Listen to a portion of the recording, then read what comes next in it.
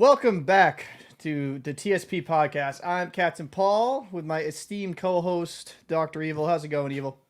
Yeah, I'm doing all right, man. Was shaking, man. You called me, and I was just like, "Holy shit, we gotta have a conversation." First of all, can we show Ovi a little bit of love? This dude just 9-2 victory against the Canadians, a hat trick. Yep, 30th You of his know, career. yeah, 30th hat trick of his career, and he's way older than 30 years old. Mm-hmm. So he just passed Gordie Howe.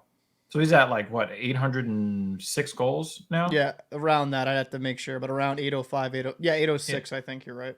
Um, the dude has been phenomenal. But you hit me up, and I was just like, yeah, we need to talk, man. We need to talk.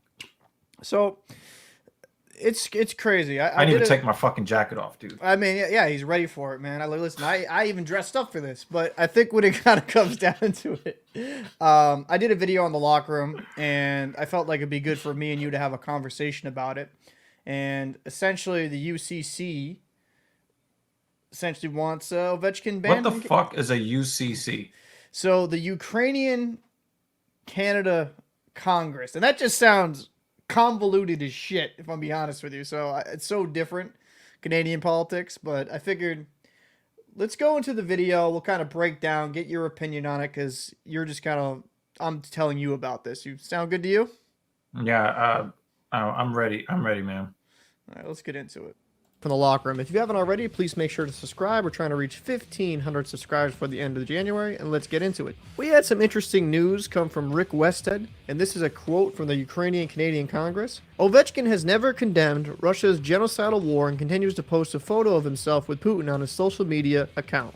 The UCC has asked the Canadian government to refuse Alexander Ovechkin permission to travel to Canada. All right, this is getting let's, to. let's go back. Let's put that tweet back up. Yep. Okay. Now, when this whole thing broke and we were scared that Russian hockey players were not going to be let out of the country in order to, fulfill their contracts with the NHL, right? Right. One of the things that I made note of, because everybody, wanted so many sanctions on Alex Ovechkin, and one of the things that I said was that Alex Ovechkin could not overtly speak against Putin. He could not do that. No. And so when asked direct questions about the war when it first started, he says, "I wish there to be no war. I only want there to be peace." And he left it at that. Why? Because his motherfucking family still lives there. Yep. Right? If he takes that, if he changes anything on his social media that makes it look like he is not just being anti-Putin, but being disloyal. Right. What could happen to his family?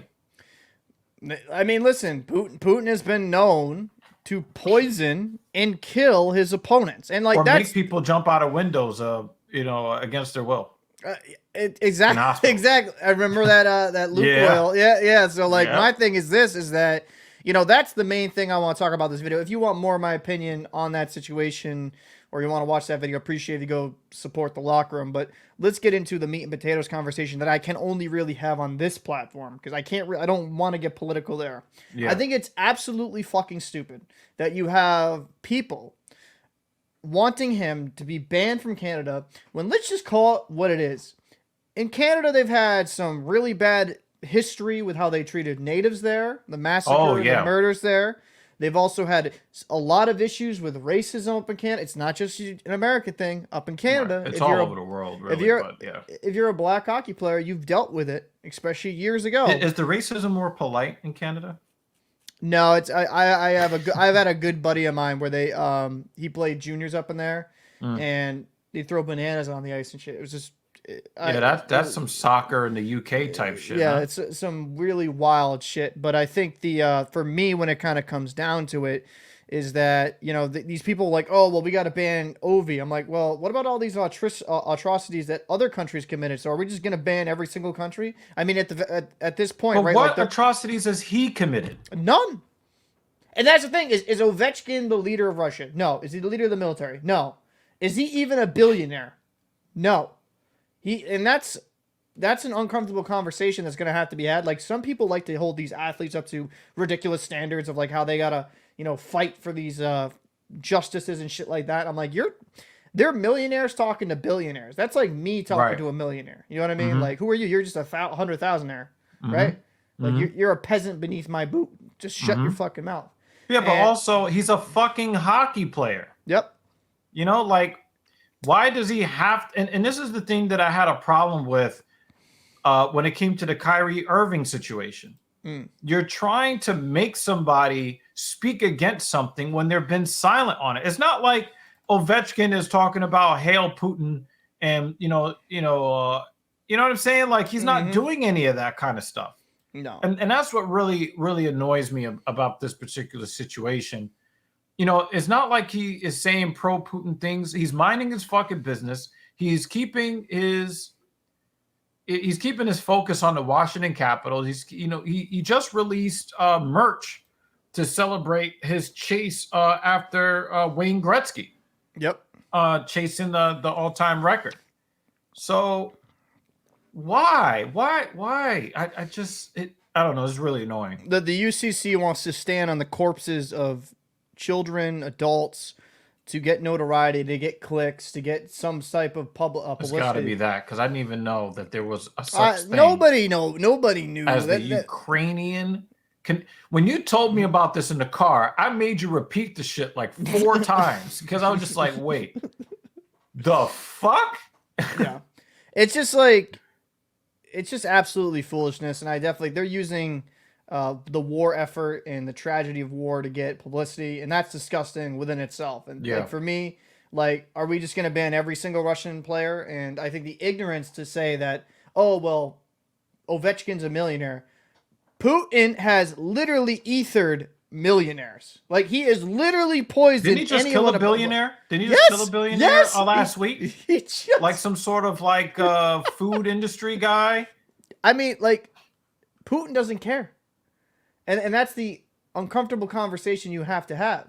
And Ovechkin, Ovechkin has family in Russia. So what are you expecting from him? Like, I'm thinking, obviously, crazy. When I think of hockey, I look at everything through the scope of a New York Rangers fan. Right. Are you going to tell me that Artemi Panarin and Igor Shesterkin should not be allowed to play? Because they're not complaining about those guys. No. Right? This is the most recognizable Russian hockey player. The thing is, in order for Ovechkin to be able to leave the country and not have to wonder if his family gets accidentally suicided, is if he keeps the status quo. I don't think that he's thinking about, fuck Ukraine. I'm pretty sure that the Ukrainian NHL players are not like, oh, wow, we need to go out and slash or cross-check or slew foot Ovechkin. Ovechkin is just playing hockey right now. And do you really think that he gives up? Is he on social media every day? Not really, no. No. Who gives a fuck about some picture on social media? Yeah. Well, the funny part is, right, you bring up Panarin. Panarin publicly spoke out about Putin, and then mysteriously some charges from way back in the day pop up. Yep. Death threats against his family happened. And this was before the invasion. This was before the invasion. Death threats against Panarin's family comes, and he had to go back to Russia and deal with it, and it was dealt with privately, and it was probably them being like, listen, if you don't shut your mouth, bad things are going to happen. And did we hear anything about Putin again from Artemi Panarin since then? Nope. Because he used his power and leverage to make sure. Have you heard anything about Putin from Ovi? Nope. It's not a coincidence, folks. Like, they're trying to make this shit political, I guess, so that Dr. Evil in New York City, New York, USA, will find out there is a such thing as the Ukrainian Canadian Congress. Yeah, the Ukrainian Canada Congress. It's I don't know. That's a whole different one. But I mean, I'll close it with just saying this. To use the war and to use a person as a prop to get publicity for your, let's be honest, lesser known party there, Unknown party is pathetic.